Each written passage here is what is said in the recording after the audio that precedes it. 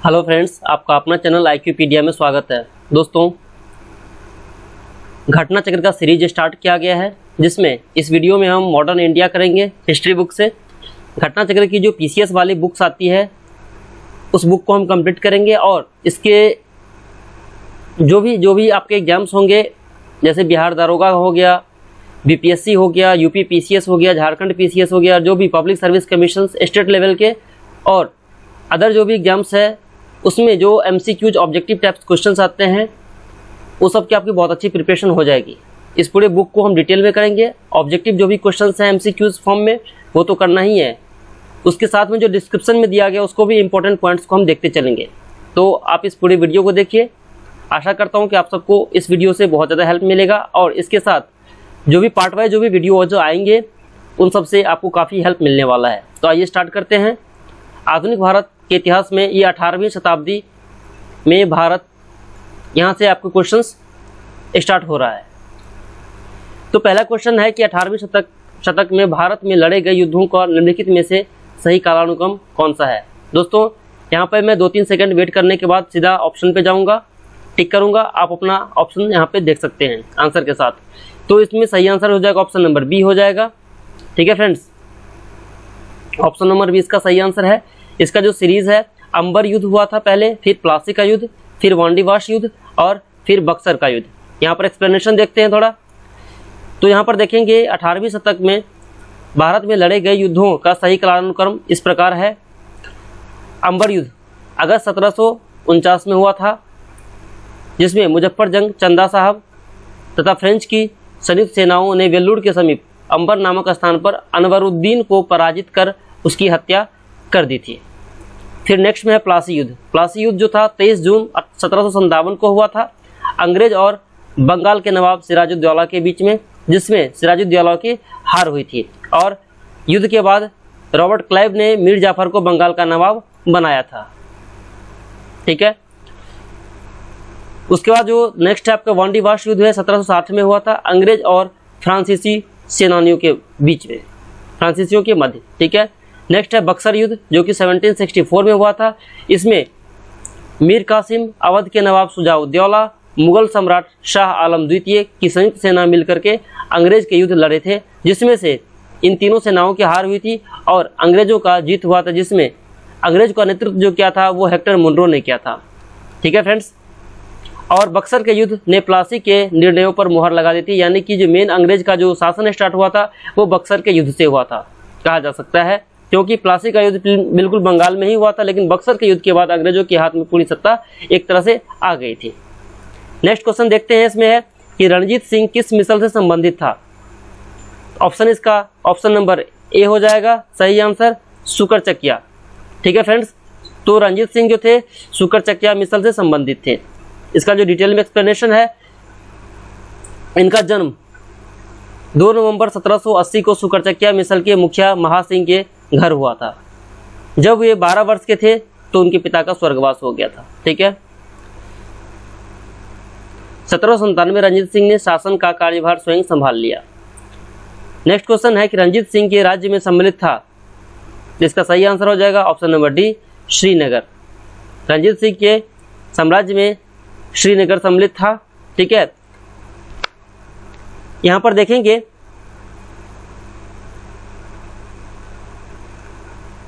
25 अप्रैल 1809 को अमृतसर की संधि हुई। ठीक है, और उसने 1818 में मुल्तान, 1819 में कश्मीर और 1834 में पेशावर जीत लिया रंजीत सिंह जी ने। नेक्स्ट क्वेश्चन है इनके ऊपर कि महाराजा रंजीत सिंह के राजधानी थी, तो इसका सही आंसर हो जाएगा ऑप्शन नंबर सी, लाहौर। राजा रंजीत सिंह की राजधानी लाहौर थी। उन्होंने 1799 रंजीत सिंह ने तत्काल लाहौर पर अधिकार कर लिया था। ठीक है, उसे अपनी राजधानी बनाया। 1805 में अमृतसर को भी भंगी मिसल से छीन लिया।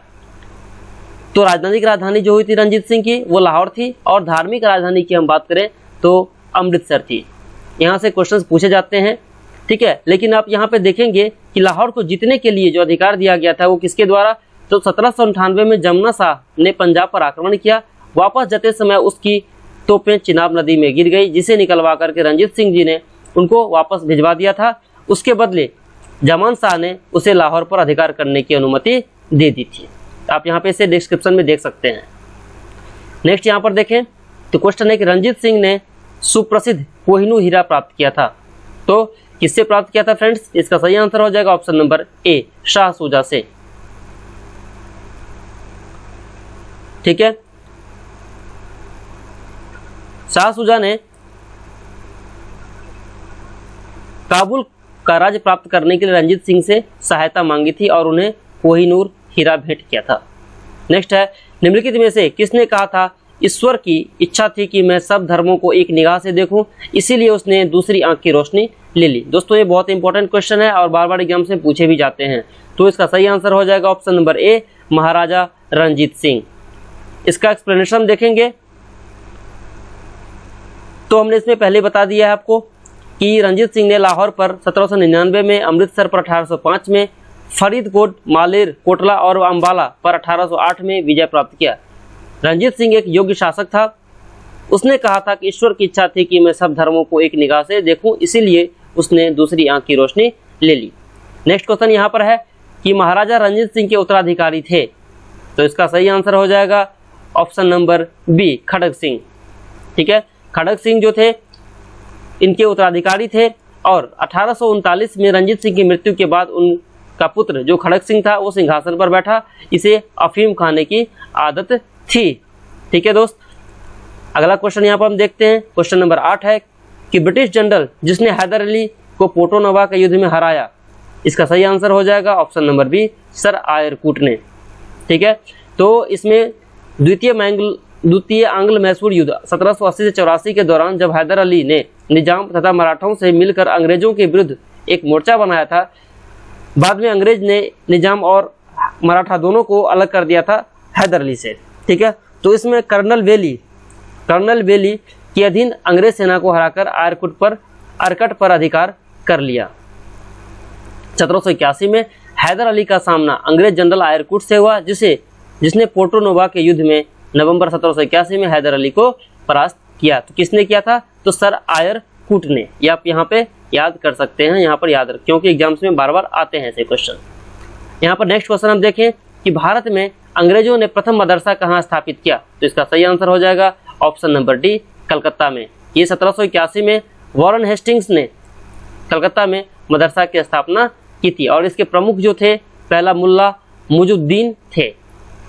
ठीक है, इस मदरसे में फारसी, अरबी और मुस्लिम लॉ पढ़ाया जाता था। इसके स्नातक ब्रिटिश राज में दुभाषीय इंटरप्रेटर के रूप में सहायता करते थे।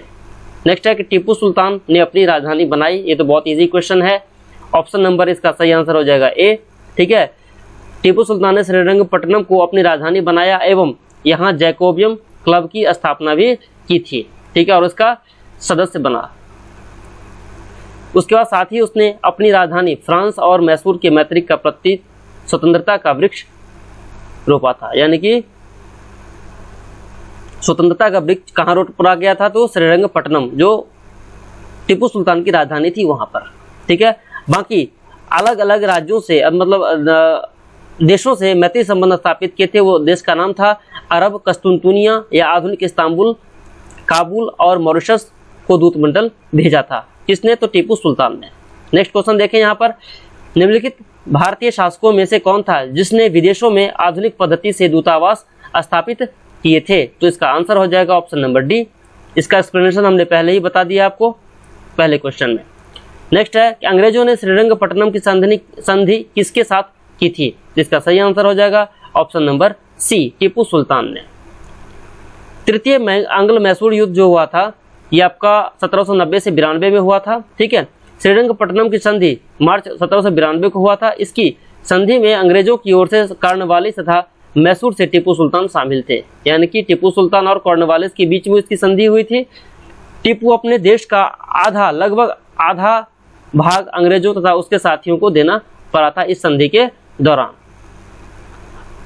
उसमें इस बाकी जो पैसे नहीं देने के कारण से 3 करोड़ रुपए जो नहीं दिए गए थे, तब तक उसके 2 पुत्र अंग्रेज के कब्जे में रहेंगे। टीपू पर जो 3 करोड़ का कब्जा मतलब रुपया रह गया था बकाया, उसके बदले में अंग्रेज ने टीपू सुल्तान के दोनों बेटों को कब्जे में रखा था। ये संधि के दौरान ये डिक्लेयर हुआ था। कॉर्नवालिस ने इसी संधि के बाद यह टिप्पणी की थी कि हमने अपने शत्रु को प्रभावशाली ढंग से पंगु बना दिया है तथा साथियों को भी शक्तिशाली नहीं बनने दिया। बहुत इंपॉर्टेंट ये पॉइंट है, यहाँ से पूछा जा सकता है क्वेश्चन कि ये किस ने कहा था और किस संधि के दौरान कहा गया था, किसके अगेंस्ट में कहा गया था। ठीक है, तो आप यहाँ पर याद कर सकते हैं कॉर्नवालिस के द्वारा कहा गया है। नेक्स्ट क्वेश्चन की बात करें, टीपू सुल्तान अंग्रेजों के साथ युद्ध में कब मारे गए? तो इसका सही आंसर हो जाएगा ऑप्शन नंबर बी 1799। 1799 में जब चतुर्थ आंग्ल मैसूर युद्ध हुआ था उस टाइम टीपू सुल्तान मारे गए थे। ठीक है, इस युद्ध में के समय अंग्रेजी सेना को वेलेस्ली और स्टुअर्ट ने अपना नेतृत्व प्रदान किया था। वेलेस्ली और स्टुअर्ट ने अपना नेतृत्व प्रदान किया था। ठीक है,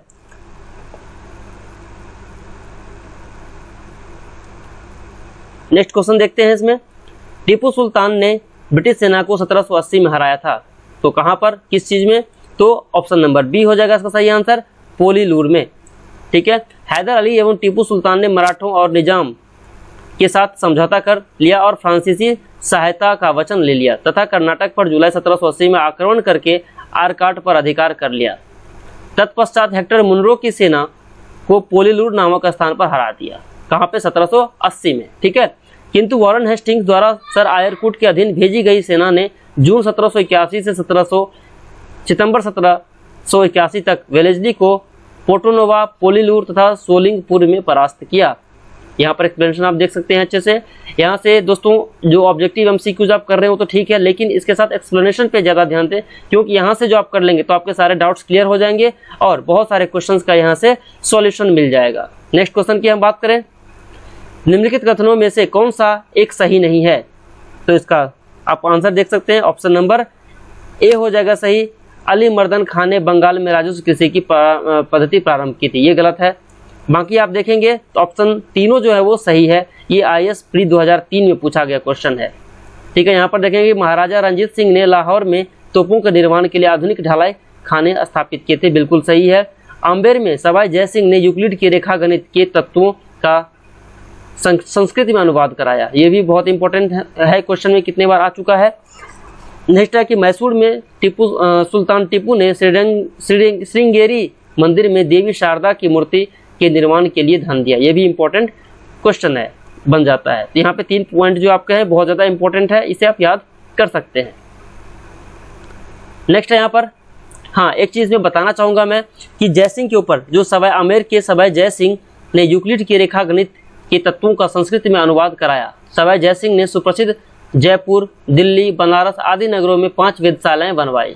ठीक है, और टीपू सुल्तान ने श्रृंगेरी मंदिर में शारदा देवी की मूर्ति के निर्माण के लिए धन भी दिया।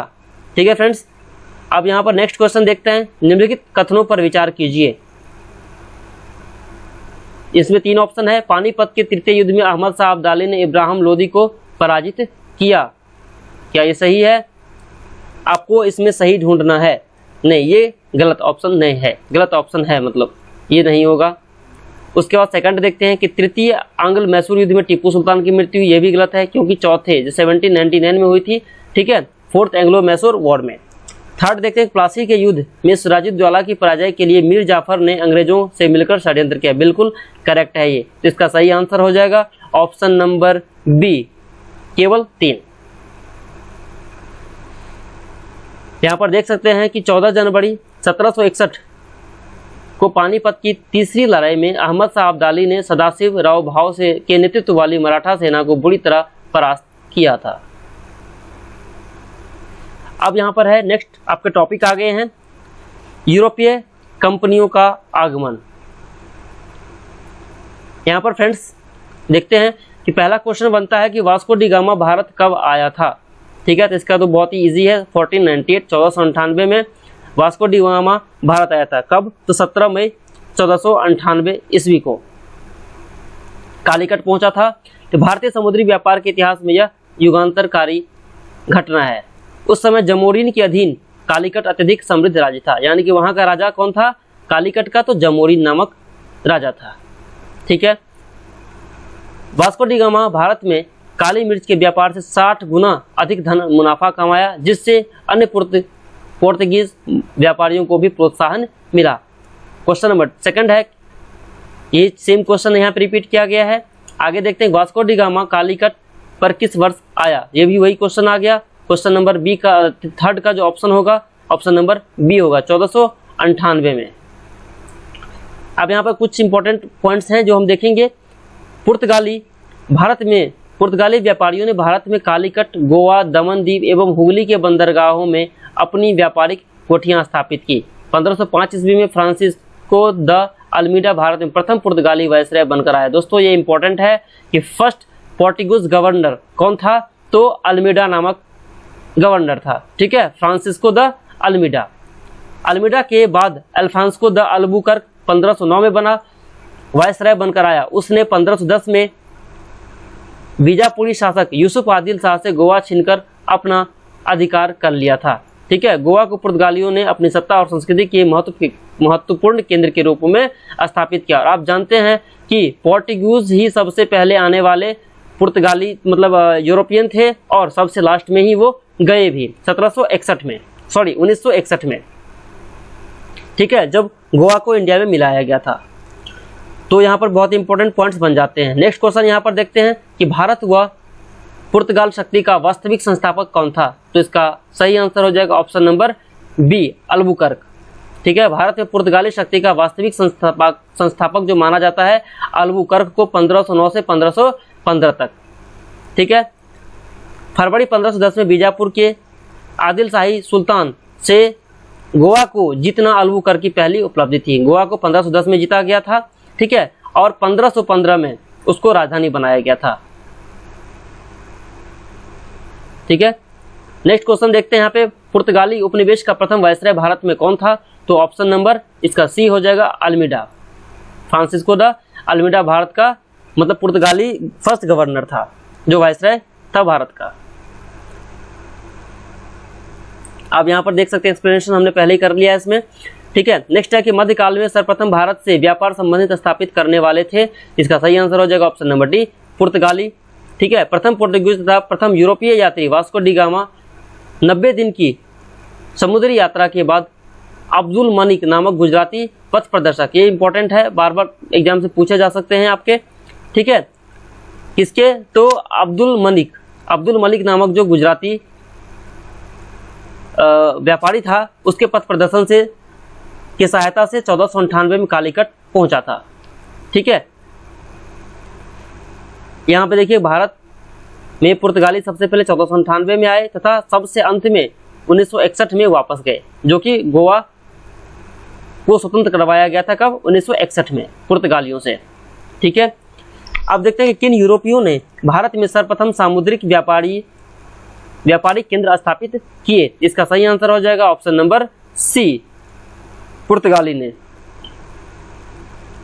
ठीक है फ्रेंड्स, यहाँ पर आप एक्सप्लेनेशन में देखें तो द्वीप पर अधिकार के साथ ही पुर्तगाली हिंद महासागर में सबसे अधिक शक्तिशाली हो गए। पुर्तगालियों ने हिंद महासागर से होने वाले व्यापार पर एकाधिपत्य प्राप्त कर लिया तथा यहाँ से गुजरने वाले अन्य जहाजों से कर वसूली की।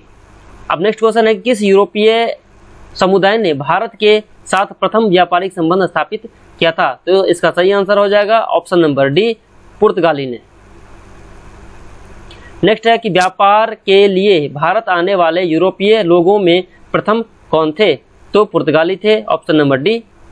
नेक्स्ट है, बंगाल की निम्नलिखित फैक्ट्रियों में से जो पुर्तगालियों द्वारा स्थापित किया गया था वह थी, इसका सही आंसर हो जाएगा ऑप्शन नंबर सी, हुगली में। पुर्तगालियों ने हुगली में मतलब बंगाल के एरिया में हुगली में सर्वप्रथम अपनी फैक्ट्री स्थापित की थी। 1534 में पुर्तगालियों द्वारा बंगाल के नवाब महमूद शाह से सतगांव और चटगांव में अपनी फैक्ट्रियां स्थापित करने की अनुमति प्राप्त कर ली, सतगांव और चटगांव में। इसके बाद संपूर्ण बंगाल में अनेक पुर्तगाली बस्तियों की स्थापना की गई। चटगांव, जिसे पुर्तगाली महान बंदरगाह के रूप में अभिहित करते थे, उनके द्वारा प्रायुक्त किया जा रहा, किंतु 16वीं सदी में सतगांव का पतन हो गया और उसका स्थान हुगली ने ले लिया। किंसुरा में डचों ने, अब यहाँ पे इंपॉर्टेंट आता है, तो पुर्तगाली ने सबसे पहले कहाँ कर दिया, चटगांव सतगांव में अपने फैक्ट्री स्थापना करने के लिए अनुमति ली थी। ठीक है, लेकिन डच ने कहाँ पर, तो चिंसुरा में, डचों ने गुस्तावुस किले का निर्माण कराया था और श्रीरामपुर में डेनों का प्रमुख केंद्र था। नेक्स्ट यहाँ पर क्वेश्चन है कि पांडिचेरी वर्तमान पुडुचेरी के संदर्भ में निम्नलिखित कथनों पर विचार कीजिए। इसका सही आंसर है ऑप्शन नंबर ए, केवल एक सही आपको बताना है। अब इसमें है क्या कि पांडिचेरी पर कब्जा करने वाले पहले यूरोपीय शक्ति कौन थे, तो पुर्तगाली थे। ठीक है। सेकंड है यहाँ पर कि पांडिचेरी पर कब्जा करने वाले दूसरी यूरोपीय शक्ति फ्रांसीसी थे, ये गलत है। थर्ड में है कि अंग्रेजों ने कभी पांडिचेरी पर कब्जा नहीं किया, ये भी गलत है क्योंकि किया गया इनके द्वारा भी, अंग्रेजों द्वारा भी किया गया था। अब यहाँ पर एक्सप्लेनेशन देखें तो पांडिचेरी में सर्वप्रथम पुर्तगालियों ने अपना उपनिवेश स्थापित किया था। उसका दूसरे यूरोपीय कंपनी जो थे वो शक्ति डच थे। अंग्रेजों ने भी पांडिचेरी पर 1793 में कब्जा किया और 1814 में हुई पेरिस संधि के तहत इसे फ्रांस को सौंपा गया था। ये बहुत इंपॉर्टेंट है कि अंग्रेजों ने फ्रांस को कब पांडिचेरी वापस किया था, तो 1814 में पेरिस की संधि के तहत। नेक्स्ट यहाँ पे क्वेश्चन है कि हुगली को बंगाल की खाड़ी में समुद्री लूटपाट के लिए किसने अड्डा बनाया था, तो बहुत इंपॉर्टेंट क्वेश्चन है ये। ऑप्शन नंबर ए, पुर्तगालियों ने। पुर्तगाली व्यापारी हुगली में बहुत लूटपाट करते थे। 1632 में मुगल बादशाह शाहजहां ने हुगली में पुर्तगाली बस्तियों को पूरी तरह नष्ट कर दिया और 1000 से अधिक पुर्तगाली निवासियों को बंदी बना लिया। क्वेश्चन नंबर 13 है, निम्नलिखित में से कौन सा कलकत्ता का संस्थापक था, तो ऑप्शन नंबर बी हो जाएगा जॉब चरनॉक। सर जॉब चरनॉक जो थे कलकत्ता के वास्तविक संस्थापक माने जाते हैं। एक्सप्लेनेशन में देखते हैं कि कासिम बाजार की फैक्ट्री के प्रमुख जॉब चरनॉक ने अंग्रेज व्यापार केंद्र के लिए हुगली के स्थान पर सुतनूती अथवा सुतनौती कलकत्ता का स्थल को चुना और इस तरह 1690 में जॉब चरनॉक ने अंग्रेजी बस्ती के रूप में कलकत्ता की स्थापना की। नेक्स्ट क्वेश्चन है कि कलकत्ता किसने बसाया, तो इसका सही आंसर हो जाएगा ऑप्शन नंबर डी, जॉब चरनॉक ने। कांग्रेस के नरम दल के नेताओं की आंदोलन की पद्धति थी, इसका सही आंसर हो जाएगा ऑप्शन नंबर बी, राजा वामवध आंदोलन। कांग्रेस के नरम दल के नेताओं की आंदोलन की प्रमुख पद्धति कौन सी थी, तो राजवामवध आंदोलन यानी कि कॉन्स्टिट्यूशनल एजिटेशन, अर्थात प्रशासन में भारतीयों की भागीदारी तथा जनता में राजनीतिक जागरूकता उत्पन्न करना था। ठीक है। वहीं उग्रवादियों की बात करें तो अनुकूल मतलब प्रविघटन, पैसिव रेसिस्टेंस थी। गरम दल और नरम दल जो थे उन दोनों में जो फूट पड़ी थी वो 1907 के संधि में सूरत जो स्प्लिट हुआ था उसमें हुआ था। भारत में यूरोपीय शक्तियों के प्रवेश के संदर्भ में निम्नलिखित में से कौन सा कथन सही नहीं है, तो इसका सही आंसर हो जाएगा ऑप्शन नंबर ए, सही नहीं है। बाकी जो 3 ऑप्शन आपको दिख रहे हैं यहाँ पर, ये तीनों के तीनों सही है। ठीक है। अंग्रेजों ने अब पहला कारखाना दक्षिण भारत में मछलीपट्टनम में लगाया। पूर्वी भारत में अंग्रेजी कंपनियों ने 1633 में उड़ीसा में पहला कारखाना लगाया और डुप्ले के नेतृत्व में फ्रांसीसियों ने 1746 में मद्रास पर कब्जा किया था। नेक्स्ट क्वेश्चन देखते हैं कि भारत के साथ व्यापार के लिए सर्वप्रथम संयुक्त पूंजी कंपनी किन लोगों ने आरंभ की थी, तो इसका सही आंसर हो जाएगा ऑप्शन नंबर बी, डचों ने संयुक्त पूंजी कंपनी लोगों ने आरंभ की थी, डच लोगों ने, तो उसका ऑप्शन नंबर बी सही आंसर हो जाएगा। भारत के साथ व्यापार के लिए सर्वप्रथम संयुक्त पूंजी कंपनी डचों ने आरंभ की थी। ठीक है। डच यानी कि हॉलैंड के लोग डच कहे जाते थे। नेक्स्ट है, निम्नलिखित कथनों में से कौन सा कथन सही है, इसका सही आंसर हो जाएगा ऑप्शन नंबर बी, डचों ने पुर्तगालियों को पराजित किया और आधुनिक कोच्चि में उन्होंने फोर्ट विलियम का निर्माण किया। डचों ने पुर्तगालियों को पराजित कर आधुनिक कोच्चि यानी कि 1663 में फोर्ट विलियम का निर्माण कराया था। कोच्चि 1814 में ब्रिटिश उपनिवेश के तहत शामिल हुआ था। भारत में ईस्ट इंडिया कंपनी की सफलता का राज था, तो इसका ऑप्शन नंबर डी हो जाएगा ऊपरी तो तीनों। भारत में राष्ट्रीय भावना की कमी। सेकंड है, कंपनी की सेना को पश्चिमी प्रशिक्षण मिल रहा था तथा उनके पास आधुनिक हथियार थे, ये भी सही है। भारतीय सैनिकों में राष्ट्रीय भावना का अभाव था जिसके फलस्वरूप कोई जो उन्हें अच्छा वेतन दे अपनी सेवा में लगा सकता था, ये भी सही है। नेक्स्ट क्वेश्चन की बात करें फ्रेंड्स, तो ईस्ट इंडिया कंपनी का राजपूत राज्य में सहायक संधि करने का मुख्य उद्देश्य था, इसका सही आंसर हो जाएगा ऑप्शन नंबर डी, अंग्रेजों की प्रभुसत्ता स्थापित करना। लॉर्ड वेलेस्ली ने भारतीय राज्यों को अंग्रेजी राजनीतिक पद्धति में लाने के लिए, परिधि में लाने के लिए सहायक संधि का प्रयोग किया था। किसने? तो सहायक संधि, जो सब्सिडियरी अलायंस जो था वो लॉर्ड वेलेस्ली के द्वारा मतलब उसे उपयोग किया गया था। इससे अंग्रेजी सत्ता की श्रेष्ठता स्थापित हो गई। इंग्लैंड के जेम्स प्रथम के राजदूत सर टॉमस रो किस वर्ष भारत आए थे? तो इसका सही आंसर हो जाएगा ऑप्शन नंबर बी, 1615 में। सर टॉमस रो 1615 से 19 तक ब्रिटिश के राजा जेम्स प्रथम के दूत के रूप में 18 सितंबर 1615 को सूरत पहुंचा। 10 जनवरी 1616 को रो अजमेर में जहांगीर के दरबार में उपस्थित हुआ। उसे बादशाह के साथ मांडू, अहमदाबाद तथा अजमेर जैसे अनेक स्थानों पर जाने का अवसर मिला। वह बादशाह के साथ शिकार खेलने भी गया। वह आगरा में 1 वर्ष तक रहा। तो कौन? तो यहाँ पे रो की बात हो रही है, ठीक है, जो किसके बाद आया था? तो सर टॉमस रो 1616 में, 1616 से 15 से 1619 तक ये भारत में रहा था। तो ये सारा काम उनको मौका मिला किसके साथ? तो बादशाह के साथ शिकार खेलने के लिए, और आगरा में 1 वर्ष तक रहा। निम्नलिखित अंग्रेजों में किससे जहांगीर ने खान की उपाधि से सम्मानित किया था? इसका सही आंसर हो जाएगा ऑप्शन नंबर ए, हॉकिंस को। 1608 में हॉकिंस को अंग्रेज कंपनी के लिए व्यापारिक सुविधा प्राप्त करने हेतु मुगल सम्राट जहांगीर के पास राजदूत बनाकर भेजा गया था। जहांगीर हॉकिंस से काफी प्रसन्न हुआ। उसने हॉकिंस को इंग्लिश खां की उपाधि देकर आर्मीनिया की एक स्त्री से उसका विवाह कर दिया। किसका? हॉकिंस का। जिसने? जहांगीर ने इंग्लिश खां की उपाधि दी और आर्मीनिया की एक स्त्री से उनका विवाह करवा दिया। नेक्स्ट क्वेश्चन है कि मद्रास के रैयतवाड़ी बंदोबस्त से कौन संबंधित रहा था? इसका सही आंसर हो जाएगा ऑप्शन नंबर सी, मुनरो। रैयतवाड़ी की व्यवस्था के जन्मदाता थॉमस मुनरो व कैप्टन रीड थे। ये बहुत ज्यादा इंपॉर्टेंट है। सर्वप्रथम यह तमिलनाडु यानी कि भूतपूर्व मद्रास में लागू की गई। बाद में महाराष्ट्र, बम्बई प्रेसिडेंसी, पूर्वी बंगाल और असम तथा कुर्ग यानी कि कर्नाटका में लागू किया गया। इस प्रणाली के अंतर्गत संपूर्ण ब्रिटिश क्षेत्र का 51% भाग शामिल था। ठीक है, ब्रिटिश द्वारा निम्नलिखित में रैयतवाड़ी प्रथा लागू की गई थी। इसका ऑप्शन नंबर डी हो जाएगा, बम्बई और मद्रास प्रेसिडेंसी में। सबसे पहले मद्रास में रैयतवाड़ी लगाया था यानी कि तमिलनाडु में, फिर उसके बाद महाराष्ट्र में आया था। ठीक है, भारत का बादशाह उस समय कौन था जब ब्रिटेन की ईस्ट इंडिया कंपनी की स्थापना हुई थी? इसका सही आंसर हो जाएगा option number C, Akbar. Britain की East India Company the governor and company of merchants of trading into East Indies की स्थापना 1600 में हुई थी। उस समय भारत का बादशाह अकबर था। नेक्स्ट देखें कि किस मुगल सम्राट के काल में इंग्लिश ईस्ट इंडिया कंपनी ने भारत में सर्वप्रथम कारखाना स्थापित किया? तो इसका सही आंसर हो जाएगा option number B, Jahangir. Jahangir के शासन काल में ईस्ट इंडिया कंपनी ने सर्वप्रथम 1611 में मसूलीपट्टनम में कारखाना स्थापित किया था। नेक्स्ट है कि अंग्रेजों ने अपनी पहली फैक्ट्री कहां पर स्थापित की थी? ऑप्शन नंबर डी इसका हो जाएगा, सूरत में। 1612 में सर्वप्रथम सूरत में पहली फैक्ट्री थॉमस एडवर्ड के अधीन में स्थापित की गई थी।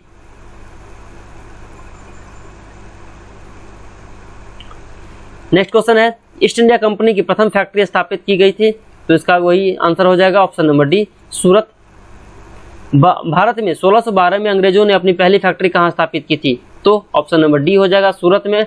कैप्टन विलियम हॉकिंस सूरत से मुगल दरबार 1608 में पहुंचा, किंतु सूरत में फैक्ट्री की स्थापना की अनुमति पाने में सफल नहीं हो सका। इस सन 1611 में पुर्तगालियों के विरोध के बावजूद कैप्टन हॉकिंस सूरत के समीप स्वाली पहुंचा और मुगल गवर्नर से वहां व्यापार करने की अनुमति पाने में सफल हो गया। यहाँ पर बहुत इंपॉर्टेंट है, ये कहाँ पहुंचा? यहाँ देख सकते हैं 1611 में पुर्तगालियों के विरोध के बावजूद कैप्टन मिडलटन सूरत के समीप स्वाली नामक स्थान पर पहुंचा था और मुगल गवर्नर से व्यापार प्राप्त करने की अनुमति में सफल हो गया था। ठीक है, नेक्स्ट क्वेश्चन देखें यहाँ पर कि वर्ष 1613 में अंग्रेजी ईस्ट इंडिया कंपनी को कहाँ एक कारखाना यानी कि व्यापार स्थल स्थापित करने की अनुमति मिली? तो ऑप्शन नंबर डी हो जाएगा, सूरत में। नेक्स्ट क्वेश्चन देखें, निम्नलिखित में से प्रथम कर्नाटक युद्ध का कौन सा तात्कालिक कारण था? तो इसका सही आंसर हो जाएगा ऑप्शन नंबर डी, अंग्रेजों द्वारा फ्रांसीसी जहाजों का अधिग्रहण।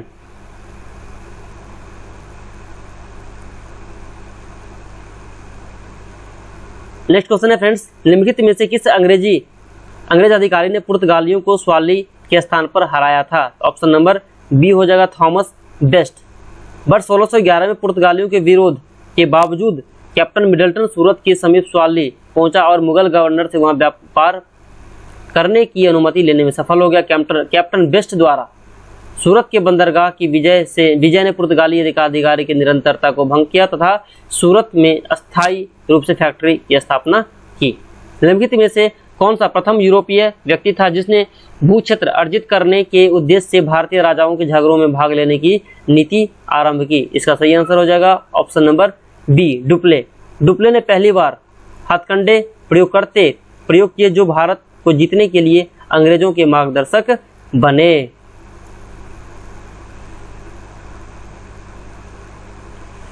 निम्नलिखित नेक्स्ट क्वेश्चन है इसमें कि निम्नलिखित में से किस भारत में फ्रांसीसी कंपनी का संस्थापक माना जाता है? किसे? तो इसका सही आंसर हो जाएगा ऑप्शन नंबर सी, कॉलबर्ट को। ठीक है, कॉलबर्ट के अनुरोध पर 1664 में कंपनी द इंद ओरिएंटल की स्थापना की गई। यद्यपि फ्रांसीसी कंपनी का निर्माण राज्य द्वारा हुआ और उसे राज्य से ही वित्त प्राप्त होता था। वित्त यानी कि फाइनेंस जो मिलता था वो राज्य से ही प्राप्त होता था। ठीक है, निम्नलिखित में से किसे स्वर्ग से उत्पन्न सेनानायक कहा गया है? तो option number B, Robert Clive को। रॉबर्ट क्लाइव को स्वर्ग से उत्पन्न सेनानायक कहा गया है। यह किसने कहा था इसे? तो क्लाइव एक सैनिक के रूप में जन नेता था। पीट का यह कथन है कि वह स्वर्ग से उतरा जनरल था। ये किसने कहा था? तो पीट ने कहा था।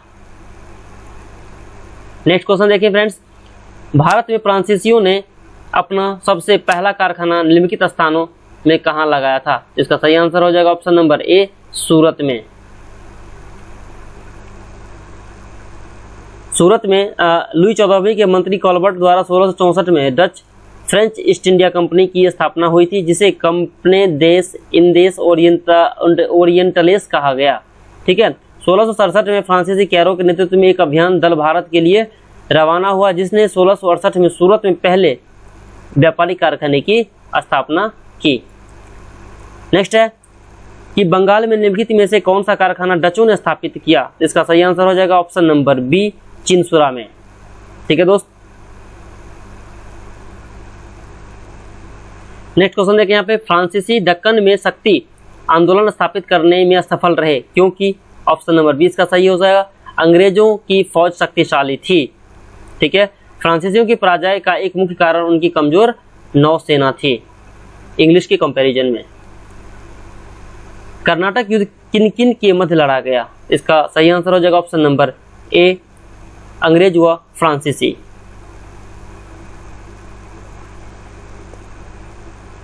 नेक्स्ट क्वेश्चन है, निम्नलिखित यूरोपीय शक्तियों ने भारतीय व्यापार में समय समय पर प्रवेश किया? एक में है अंग्रेज, दो में है डच, तीन फ्रांसीसी और चार में पुर्तगाली। इसका सही आंसर हो जाएगा ऑप्शन नंबर बी, 4, 2, 1, 3। यहाँ पर देख सकते हैं सबका कालक्रम जो दिया गया है 4, 2, 1, 3 में। पहला जो है पुर्तगाली है, फिर दूसरा है डच, तीसरा है अंग्रेज और चौथा में आ जाएगा आपका फ्रांसीसी 4, 2, 1, 3 में। अब यहाँ पर देख सकते हैं सबका अलग अलग स्थापना वर्ष है। एस्टादो द इंडिया यानी कि पुर्तगीज जो कंपनी थी उसका नाम था एस्टादो द इंडिया, जो कि 1498 में आई थी। बेरिंग दो ओस्ट इंडिसे कंपनी यानी कि डच ईस्ट इंडिया कंपनी का नाम था ये, 1602 में इसकी स्थापना हुआ था। फ्रेंड्स ये याद कर लीजिएगा, बहुत ज़्यादा इंपॉर्टेंट है क्योंकि कंपनी का नाम भी कभी कभी पूछ दिया जाता है कि किस के द्वारा स्थापित किया गया था, किस कंट्री के द्वारा। उसके बाद थर्ड में है कि the governor and company of merchants of trading into the East Indies, East India Company के नाम से जो मेन फेमस कंपनी थी 1600 में स्थापना की गई थी। उसके बाद डेन ईस्ट इंडिया कंपनी की स्थापना 1616 में की गई थी और लास्ट कंपनी देश इंदसे ओरिएंटलेस 1664 में, जो कि फ्रेंच कंपनी थी। नेक्स्ट क्वेश्चन की बात करें, उस क्षेत्र की पहचान करें जहां से यूरोपीय वासियों को सर्वोत्तम सोरा और अफीम प्राप्त होता था। इसका सही आंसर हो जाएगा option number A, Bihar. Europe वासियों को सर्वोत्तम शोरा और अफीम बिहार से प्राप्त होता था। नेक्स्ट क्वेश्चन है कि निम्नलिखित यूरोपियनों में से कौन सा एक स्वतंत्रता पूर्वक भारत में व्यापारी के रूप में सबसे अंत में आए? इसका सही आंसर ऑप्शन नंबर सी हो जाएगा, फ्रांसीसी। ठीक है, इसका हमने टेबल के फॉर्म में देख ही लिया है पहले। अंग्रेजों ने सूरत में अपनी पहली फैक्ट्री किसकी अनुमति से स्थापित की थी? इसका सही आंसर हो जाएगा ऑप्शन नंबर बी, जहांगीर की अनुमति से स्थापित की थी। फ्रेंड्स, यहाँ पे देख सकते हैं कि वर्ष 1608 में अंग्रेजों ने सूरत में कारखाना लगाया और उसी साल इंग्लैंड के राजा जेम्स प्रथम के दूत के रूप में कैप्टन हॉकिंस सूरत पहुंचा था और 1609 में वहां जहांगीर के दरबार में पहुंचा। सम्राट जहांगीर ने हॉकिंस को 400 का मनसब जागीर तथा खान की उपाधि प्रदान की थी। फ्रेंड्स, ये हमने देख लिया। आपको ये पहला पार्ट मिला है, इसको आप रिवाइज कीजिए, अच्छे से देखिए वीडियो, और नेक्स्ट वीडियो बहुत जल्द आएगा आप सबके सामने। ठीक है फ्रेंड्स, आप जो भी एग्जाम्स की प्रिपरेशन कर रहे हैं, बिहार दारोगा, BPSC, UP PCS, Jharkhand PCS, बाकी जो भी अदर कंपटीशन की एग्जाम की तैयारी कर रहे हैं, तो आई होप कि ये वीडियो आपके लिए बहुत ज़्यादा हेल्पफुल होने वाला है, क्योंकि इसमें घटना चक्र का मैं कंप्लीट वीडियो मैं आपको प्रोवाइड करूंगा। ठीक है, कंप्लीट जो भी टॉपिक्स हैं सारे आपको वीडियोज़ मिलेंगे, तो आप चैनल पर बने रह सकते हैं। थैंक यू दोस्तों, आप सबका इस वीडियो को देखने के लिए धन्यवाद। जय हिंद, जय भारत।